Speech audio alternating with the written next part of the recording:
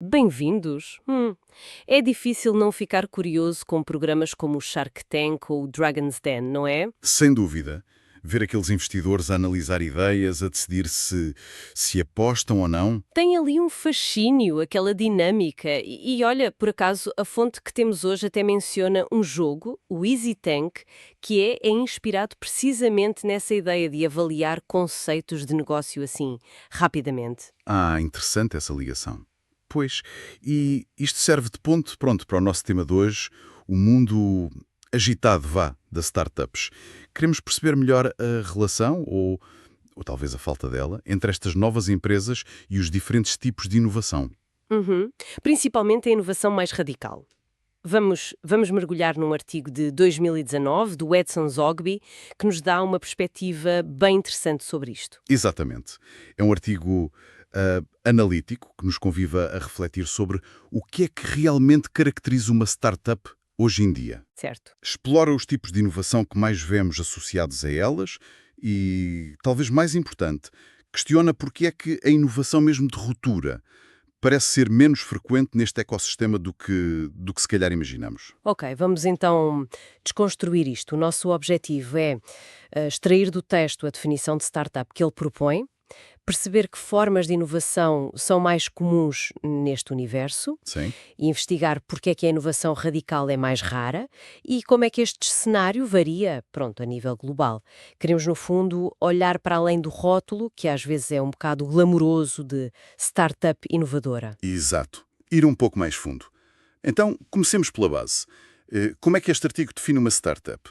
A ideia consensual que apresenta é a de um negócio recente, já em operação, Já com alguma atividade, sim. isso, com algum volume de faturação inicial e, ponto crucial, que possui um diferencial competitivo claro. E é precisamente nesse diferencial competitivo que está o busilis da questão, não é? O artigo faz uma ligação muito direta entre esse diferencial e os tipos de inovação que se observam. Uhum. Sugere que, na maioria dos casos, esse elemento que faz a diferença não vem de uma criação totalmente nova, mas sim de uma adaptação, uma melhoria ou uma simplificação de algo que já existe. Ok, isso leva-nos então diretamente aos três tipos de inovação que o teste distingue. O primeiro é a melhoria contínua. Basicamente, pegar em algo que já existe, um produto, um serviço, e aperfeiçoá-lo. Pode ser no design, na funcionalidade. Nos materiais, na experiência de utilização, certo? Pequenos incrementos. Exato. O segundo tipo é a disrupção. Aqui, o foco é tornar algo que já está estabelecido mais simples, mais acessível ou significativamente mais barato. Ah, ok. A ideia mertajosa é democratizar o acesso a um produto ou serviço, chegar a um público que antes não era servido ou era mal servido pelo mercado tradicional. Faz sentido. E por fim, a inovação de ruptura. Ou radical. Esta é mais ambiciosa, digamos. Criar algo fundamentalmente novo que não deriva diretamente do que existia antes. É aqui que pensamos em tecnologias ou modelos de negócio que mudam mesmo as regras do jogo, que criam mercados inteiramente novos. Pois. Ora, se ligarmos isto ao panorama geral das startups, o argumento central do artigo é que a grande maioria tende a concentrar-se nos dois primeiros tipos, melhoria contínua e disrupção. Uhum. E a explicação que ele avança é bastante pragmática, na verdade. A inovação de ruptura exige um volume de investimento inicial muito superior. Claro. Prazos de desenvolvimento bem mais longos, muita experimentação, muitos ajustes. É um caminho, por natureza, mais complexo e arriscado. Mas então, se as startups não são o principal motor da inovação radical, onde é que ela acontece mais frequentemente, segundo o texto? É aqui que fica mesmo interessante. O artigo aponta que as inovações verdadeiramente transformadoras surgem com maior frequência não tanto do ecossistema de startups, mas sim da investigação fundamental feita em universidades, centros de investigação. Ah, ok. Investigação pura e dura. Exatamente. Ou então dos departamentos de investigação e desenvolvimento, o I&D, de grandes empresas já estabelecidas. E qual é a lógica por trás disso? Bem, a lógica é da capacidade de suportar o processo.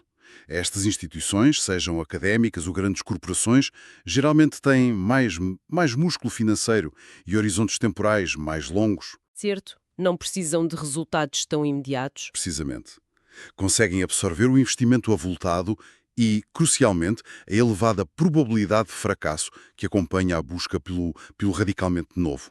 Muitos destes projetos visionários, pura e simplesmente, não chegam a bom porto. Pois, imagino que sim. E estas estruturas estão mais preparadas para essa realidade.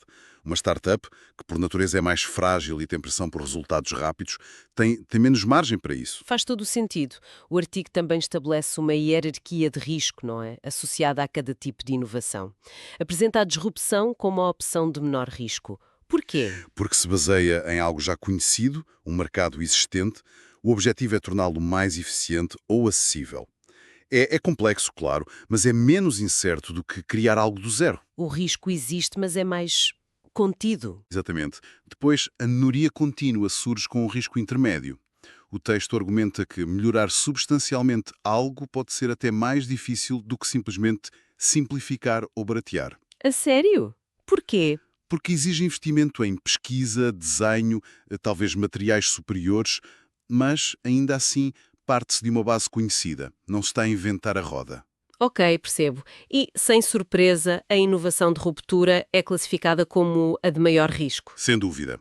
O caminho é mais árduo, exige mais recursos, mais tempo e a probabilidade de o projeto não vingar é significativamente mais elevada. É uma aposta de alto risco, com uma recompensa potencial também alta, claro. Essa característica de menor risco relativo da disrupção torna-a especialmente atraente, imagino. O artigo refere isso. Refere e nota que é particularmente verdade em economias em desenvolvimento. Um dos recursos para investir em I&D pura podem ser mais escassos. Uhum. A estratégia de simplificar e baratear modelos de negócios existentes torna-se uma via mais acessível para criar valor e competir. Mas isso levanta outra questão importante, que o texto faz questão de frisar. A diferença entre disrupção e simples cópia, não é?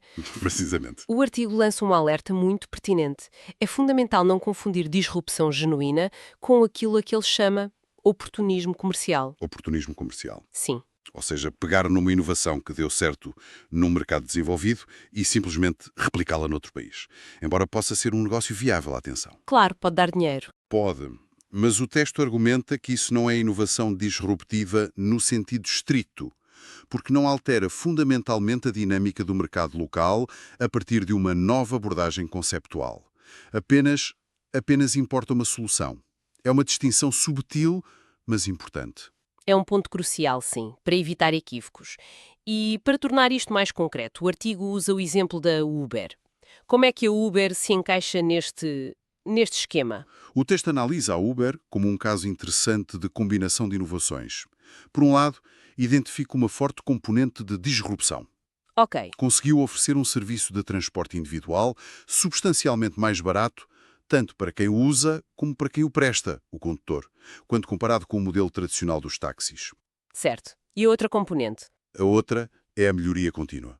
A Uber não inventou o transporte individual pago. Isso já existia. Claro, os táxis. Exato. Mas introduziu um sistema tecnologicamente muito mais avançado e conveniente para chamar o carro, fazer o pagamento, avaliar o serviço, gerir a frota. Foi uma melhoria significativa da experiência e da eficiência operacional face ao sistema de táxis pré-existente. E em termos de risco, qual foi a principal barreira identificada para a Uber? Olha, curiosamente, o artigo sugere que o maior risco não foi tecnológico nem de aceitação pelo mercado. Os utilizadores aderiram rapidamente. Então foi o quê? A regulação. A Exatamente. grande barreira foi, e em muitos sítios ainda é, a regulatória. A resistência das legislações locais que estavam desenhadas para o modelo de táxis tradicional. Pois, lembro-me bem dessa fase. No entanto, o que é fascinante aqui é a análise de como as vantagens óbvias e imediatas para os consumidores e para os motoristas criaram uma pressão social e económica que, ao longo do tempo, ajudou a mitigar esse risco. Forçando uma adaptação das regras. Exato, forçando uma adaptação gradual das regras em muitos mercados. Deram a volta à questão, por assim dizer. Interessante. Voltando à figura dos investidores, os tubarões e dragões do início, como é que o comportamento deles se relaciona com os tipos de inovação que vingam nas startups, segundo esta análise? O artigo estabelece uma ligação direta.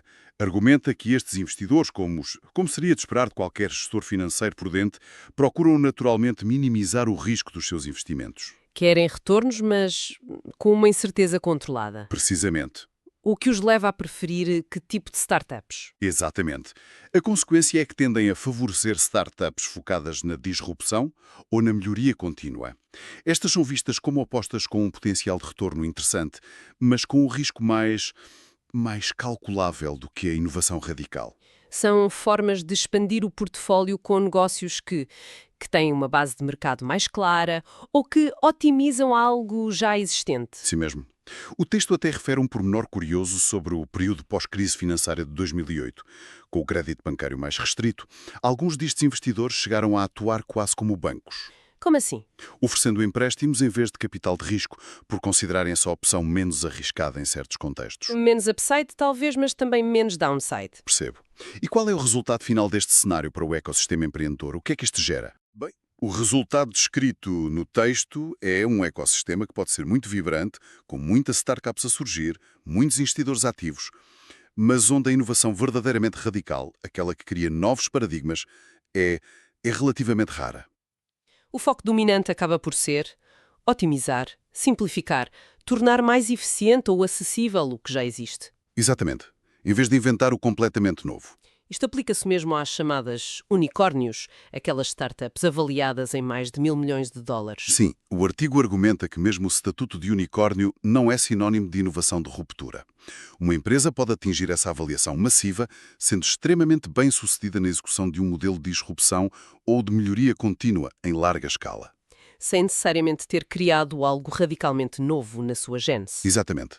O sucesso financeiro e a natureza da inovação são coisas distintas, podem ou não andar juntas. O texto dá exemplos específicos do Dasilo para ilustrar isto, certo? Dá sim.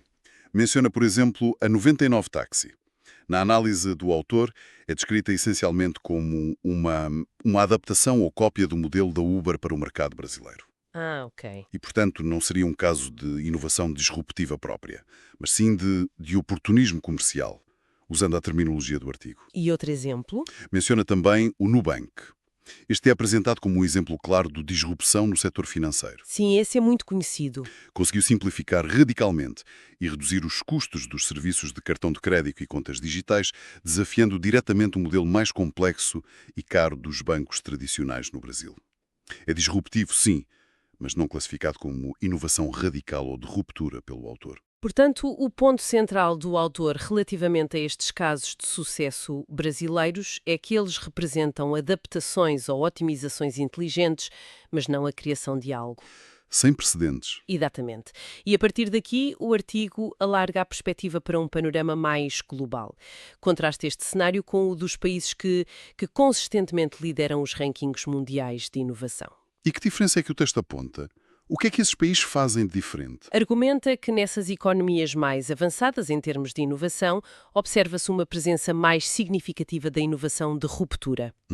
A explicação proposta é que estes países já teriam, em grande medida, consolidado a sua competitividade em fases anteriores, baseadas talvez em custos mais baixos ou maior eficiência. Onde a disrupção e a melhoria contínua são fundamentais. Exatamente. E agora, estariam numa fase de assumir a liderança na criação do novo, na definição das próximas fronteiras tecnológicas e de mercado. Estão a puxar pela inovação. E o texto associa benefícios a essa liderança em inovação radical, para além do dinheiro, claro. Sugere que sim, e não apenas financeiros. Fala em potenciais benefícios sociais mais amplos. O artigo estabelece uma correlação e sublinha que não é uma regra absoluta, claro. É uma tendência. É uma tendência. Uma correlação entre a capacidade de gerar inovação de ruptura e indicadores como boa governação, baixos níveis de corrupção, melhor distribuição de rendimento e uma gestão pública mais eficiente. Interessante. A ideia implícita é que um ambiente socioeconómico e institucional mais saudável, digamos, fomenta este tipo de inovação mais ambiciosa e de longo prazo. Então, o que é que retiramos disto tudo se tivéssemos que destilar as ideias-chave desta análise, quais seriam? Bem, acho que a primeira grande ideia é desmistificar a ligação automática entre startup e inovação radical. O texto mostra que a maioria das startups, por razões pragmáticas de risco e recursos, foca-se mais em melhorar o existente, a melhoria contínua. Ou em torná-lo mais simples e acessível, a disrupção? Exato. Uma segunda ideia seria que a inovação verdadeiramente de ruptura, a criação do totalmente novo, tende a encontrar um terreno mais fértil na investigação académica e nos grandes departamentos de I&D. Devido à maior capacidade de investimento a longo prazo e tolerância ao risco? Claramente a disrupção genuína que altera a lógica de um mercado da simples replicação de modelos de negócio de sucesso de outros locais. O tal oportunismo. Certo, não confundir cópia com inovação disruptiva. E, por fim, a constatação de que existe uma diferença de foco. Economias que ainda consolidam a sua competitividade tendem a apostar mais na disrupção e melhoria, enquanto as que lideram globalmente a inovação mostram uma maior propensão para a inovação de ruptura. Exato. São camadas diferentes de desenvolvimento da capacidade inovadora de um país ou de um ecossistema. Muito claro. E para fecharmos a nossa conversa, fica a pergunta que o próprio Edson Zogby lança no final do seu artigo. É uma provocação interessante para reflexão individual. O tipo de inovação que te interessa cabe em que cenário? É uma excelente pergunta para terminar, sim. Convida qualquer pessoa com uma ideia, um projeto ou simplesmente interesse nesta área a pensar onde é que as suas ambições e possibilidades se encaixam neste mapa complexo da inovação, do risco e do investimento. Onde é que nos situamos e para onde queremos ir? É algo em que vale a pena pensar, sem dúvida.